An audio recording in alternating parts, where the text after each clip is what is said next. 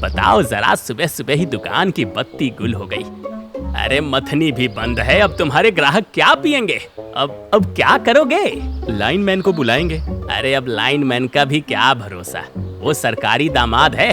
जब तक 2-4 चक्कर नहीं काटोगे खंभे की तरफ देखेगा भी नहीं। अब हमारी मानो तो छोटे भाई, आज दुकान बढ़ाओ और घर जाकर आराम करो। बिना बिजली के ये तुम्हारी मशीन तो कबाड़ ही है। आज का धंधा तो समझो गया तुम्हारा। धंधा कैसे बंद कर दूं बनवारी भाई, नुकसान हो जाएगा। अब जब तक लाइन नहीं बन जाता तब तक हाथ से लस्सी बनाएंगे। ठीक है, 1 नंबर का, चाहे पैर खींच लो या हाथ, हार मानने को तैयार ही नहीं होता।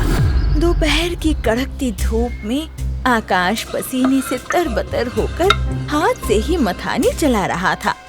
दुकान पर खड़े 3-4 ग्राहक गर्मी से बेहाल होकर पसीना पोंछ रहे थे।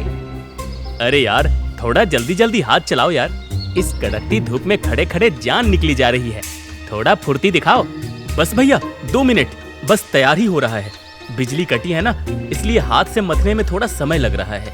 आकाश जैसे तैसे हाथ से लस्सी तैयार करता है और कुल्हड़ भरकर ग्राहक की तरफ बढ़ाता है। अरे ये क्या पिला रहे हो? ये लस्सी तो बिल्कुल ठंडी ही नहीं है, एकदम गुनगुनी लग रही है। भाई साहब, वो आज बर्फ नहीं मिल पाई और ऊपर से बिजली भी कटी है, तो जब बर्फ और बिजली कुछ है ही नहीं तो दुकान काहे खोल रखे हो? इस तपती दोपहर में कोई गरम लस्सी पीने थोड़े ही आएगा। चलो भाई, यहाँ तो मट्ठा मिल रहा है, बनवारी की दुकान पर ही चलते हैं, वहाँ कम से कम लस्सी तो ठंडी मिलेगी। ग्राहक नाराज होकर दुकान से चले जाते हैं। ग्राहकों के जाने के बाद आकाश उदास मन से दुकान बढ़ा देता है। घर लौटते वक्त रास्ते में उसकी नजर एक पेड़ के नीचे बने निःशुल्क प्याऊ पर पड़ती है, जहाँ मिट्टी के घड़ों पर जूट की गीली बोरियां लिपटी हुई थी। तभी एक बूढ़ा आदमी अपने कबाड़ का ठेला लेकर प्याऊ के पास रुकता है। आहा, धन्य हो जिसने भी ये प्याऊ लगाया है। बाहर इतनी आग बरस रही है, पर इस गीली बोरी के जादू से मटके का पानी एकदम बर्फ जैसा ठंडा है। कलेजा तृप्त हो गया।